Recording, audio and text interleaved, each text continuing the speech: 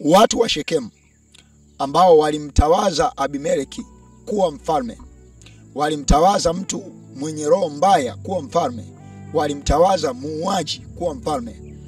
Watu wa Shekemu, unabii hapa ni kwamba moto utatoka katika Abimeleki utawalamba watu wa Shekemu. Moto utatoka katika Abimeleki utawateketeza watu wa Shekemu. Lakini kama hiyo haitoshi, ni kwamba kuna moto pia utatoka katika Shekemu utamteketeza Abimeleki. Moto utatoka katika Shekemu utamdhuru yule ambaye aliwaua watu. Tumefika kwenye mazingira mfano wa haya ambayo inakuwa inaonekana ni kama tulifika tu, lakini ukweli ni kwamba inawezekana wako watu wametoa amri za baadhi ya watu au kundi fulani la watu au yeyote ambaye anaweza kaonekana ni kama vile haungi mkono, hakubaliani, hasifii na vitu mfano hivyo. Lakini katika Abimeleki alikuwa ni mke tuseme kama wa mchepuko wa Gideoni. Gideoni alikuwa na watoto 70, ila Abimeleki alikuwa ni mke wa mchepuko. Sasa Abimeleki alikuwa ni mtoto wa mke wa mchepuko. Abimeleki akiwa hivyo alienda kwa ndugu zake kuambia kwamba kwa nini mimi nisiwe mfalme? Kwa sababu babangu aliipigania hii nchi. Babangu alikuwa ni mzalendo, babangu aliwaokoa wana wa Israeli. Kwa nini mimi nisiwe mfalme? Sasa baada ya hapo watu wakaona huyu si ndugu yetu, hamna shida. Mstari wa 4, wakampa vipande vya fedha 70 vilivyotoka katika nyumba ya Baali Berithi, na kwa fedha hizo Abimeleki amepewa fedha, tuseme ameomba kuwa mfalme, ni mtoto wa mchepuko, ameomba kuwa mfalme, amepewa kuwa mfalme. Baada ya kupewa kuwa mfalme Abimeleki, cha kwanza amepewa fedha. Hizi fedha Abimeleki akaajiri watu wapuuzi, mabaradhuli wafuatane naye. Akaajiri watu wapuuzi, mabaradhuli. Baradhuli ni watu wa hovyo, wenye roho mbaya. Kwa Abimeleki cha kwanza alichoanza nacho, amepewa tu ufalme. Yeye ni mtoto wa nyumba ndogo, amepewa tu ufalme. Cha kwanza alichoanza nacho, aliajiri watu wapuuzi, watu wenye roho mbaya, watu makatili, watu wauaji. Aliwaajiri hawa ili wafuatane naye. Sasa Abimeleki ameomba ufalme, amepewa ufalme, lakini unajiuliza kwa nini Abimeleki anaanza kuajiri watu ambao ni wauaji? Hivi lengo la Abimeleki kweli juu ya watu wa Shekemu ana lengo jema kweli? Je, Abimeleki ana lengo jema kweli juu ya watu wa nyumba ya baba yake? Kwa nini anaanza tu ufalme na kuajiri watu wapuuzi, watu mabaradhuli, watu wauaji, watu wenye roho mbaya? Yaani shida yake ilikuwa nini? Mstari wa 5. Ukitaka kujua lengo la Abimeleki, mstari wa 5, kisha akaenda nyumbani kwa babaye huko Ofra, akawaua nduguze hao wana wa Yerubaali. Yerubaali ndio Gideoni. Gideoni jina jingine lilikuwa linaitwa Yerubaali. Hao wana wa Yerubaali watu 70 akawaua juu ya jiwe moja katika Yotham. Mwana mdogo wa Yerubaali alisalia, kwa maana alijificha. Sasa Abimeleki ameanza tu ufalme ambao alienda kuwaomba ndugu zake, ndio waliomruhusu, waliompa kibali kwamba hapana bwana, ndugu yetu uwe tu mfalme. Lakini ameanza tu ufalme, kaenda kuua ndugu zake wote.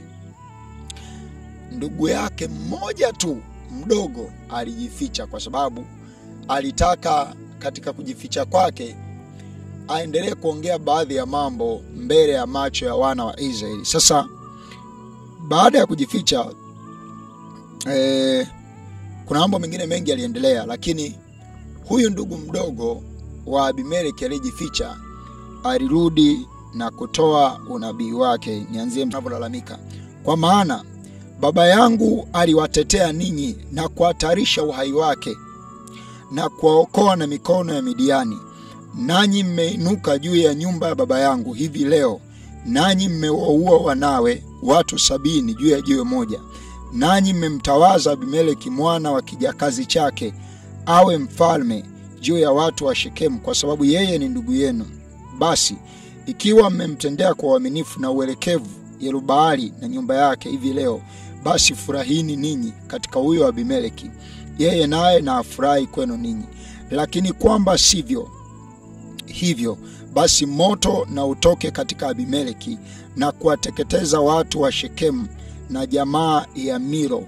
Kisha moto na utoke katika hao watu wa Shekemu na katika jamaa ya Milo na kumteketeza Abimeleki. Kisha Yotham akaenda zake na kukimbia, akaenda Beeri na kukaa huko kwa kumwogopa Abimeleki nduguye. Abimeleki mwana wa kijakazi wa Gideoni ameomba kuwa mfalme, wamemtawaza kuwa mfalme, lakini ametawazwa kuwa mfalme, cha kwanza ameajiri watu wenye roho mbaya ili wafanye kazi pamoja naye kwenye nyumba ya kifalme. Na hatua ya kwanza aliyochukua Abimeleki ni kuwaua ndugu zake 70 wa wake halali wa Gideoni. Yeye ni mtoto wa kijakazi, lakini amepewa tu ufalme, cha kwanza anawaua ndugu zake ambao ni watoto wa wake halali wa Gideoni. Huyu mtoto mdogo wa Gideoni anasema kwamba ikiwa mmefanya yaliyo mema kwa nyumba ya Gideoni baba yangu, basi mpate matunda ya mema mliyofanya. Lakini ikiwa mmefanya yaliyo mabaya, basi moto na utoke katika Abimeleki uwateketeze ninyi ambao mmemtawaza Abimeleki awe mfalme, na moto utoke katika huyo mfalme Abimeleki aliyefanya mabaya, aliyeua ndugu zangu, na uwateketeze ninyi watu wa Shekemu. Kitu ambacho tunatakiwa tukifahamu ni kwamba ni kweli hata hapa Yotham alikimbia kwa kumwogopa Abimeleki. Ni kwamba watu wa Shekemu ambao walimtawaza Abimeleki kuwa mfalme, walimtawaza mtu mwenye roho mbaya kuwa mfalme, walimtawaza muuaji kuwa mfalme. Watu wa Shekemu, unabii hapa ni kwamba moto utatoka katika Abimeleki utawalamba watu wa Shekemu. Moto utatoka katika Abimeleki utawateketeza watu wa Shekemu. Lakini kama hiyo haitoshi, ni kwamba kuna moto pia utatoka katika Shekemu utamteketeza Abimeleki. Moto utatoka katika Shekemu utamdhuru yule ambaye aliwaua watu. Tumefika kwenye mazingira mfano wa haya ambayo inakuwa inaonekana ni kama tulifika tu, lakini ukweli ni kwamba inawezekana wako watu wametoa amri za baadhi ya watu au kundi fulani la watu au yeyote ambaye anaweza kaonekana ni kama vile haungi mkono, hakubaliani, hasifii na vitu mfano hivyo. Lakini katika kuendelea kwa haya maisha ambayo Abimeleki aliendelea nayo, kwenye Waamuzi 9:50, ndipo Abimeleki alipokwenda Thebesi akapanga kinyume cha Thebesi na kuutwaa. Lakini ndani ya huo mji palikuwa na buruji yenye nguvu, na watu wote waume na wake wakakimbilia huko, na watu wote wenye mji wakajifungia ndani, wakapanda paa la buruji. Abimeleki akaiendea hiyo buruji na kupigana nayo, naye akaukaribia mlango wa buruji ili auteketeze kwa moto. Na mwanamke mmoja akabwaga jiwe la kusagia la juu, nalo likampiga Abimeleki kichwani na kulivunja fuvu la kichwa chake. Ndipo akamwita kwa haraka huyo kijana aliyekuwa akimchukulia silaha zake na kumwambia, futa upanga wako uniue, ili watu wasiseme juu yangu aliuawa na mwanamke. Basi huyo kijana wake akamchoma kwa upanga, naye akafa. Basi hapo watu wa Israeli walipoona ya kuwa Abimeleki amekufa, wakaondoka wakaenda kila mtu mahali pake. Basi hivyo Mungu akalipiza kisasi juu ya uovu wa Abimeleki, aliyomtenda baba yake, na katika kuwaua hao nduguze watu 70. Uovu wote wa watu wa Shekemu Mungu alilipiza juu ya vichwa vyao, na hiyo laana ya Yotham mwana wa Yerubali ikawajiria juu yao. Sisi tunaokuwa tunaongea kwamba yeyote ambaye unaweza ukawa ulitumika labda kuua watu kama njia ya kuwadhibiti wasiandamane, hatuungi mkono watu walioharibu mali za watu, walioiba mali za watu, waliochoma sheri, hatuungi mkono. Lakini ukweli ni kwamba inawezekana njia ya kuwadhibiti isingekuwa ni hiyo tu. Kungeweza kuwa na magari ya maji ya kuwasha, kungeweza kuwa na mabomu ya machozi ambayo yangewaumiza lakini yangewaacha hai. Mabomu ya machozi yangewaumiza na yangewafanya wajifunze uhai bado ni kitu ambacho wangebaki nacho.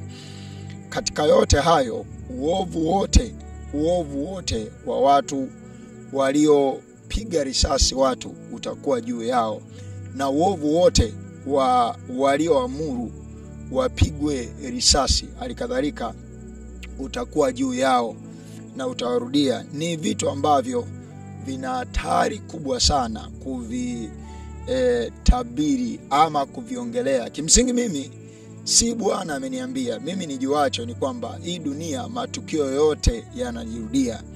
Wako watu waliwahi kuamuru yeyote wanayetaka, yule afe, yule afungwe, yule atekwe, yule afunguliwe kesi na vitu mfano wa hivyo. Lakini tuwe tunafahamu ya kwamba sisi wanadamu ni wanadamu tu. Hata kama tuna vyeo ni wanadamu tu. Hata kama tuna dhamana ni wanadamu tu. Aina yoyote ya maisha tunazokaishi, tuwe tunafahamu maisha hayo yataturudia kwa kujua ama kwa kuto kujua. Mwisho niseme kwamba nafahamu kuwa kusoma maandiko kama haya ni hatari. Ni hatari kwa sababu hujataja jina la mtu, hujataja jeshi lolote, lakini ni hatari. Kwa nini unasoma unabii ambao unaendana na kinachoendelea? Niseme kwamba waliwahi kuwekwa wafalme waliofanya kila wanalotaka, walimuonea wapendaye, walifanya mabaya kwa wapendaye, lakini mwisho wa yote walikuja kuishia pabaya. Waliumia kwa namna mbalimbali kwa sababu tu ya maisha yao.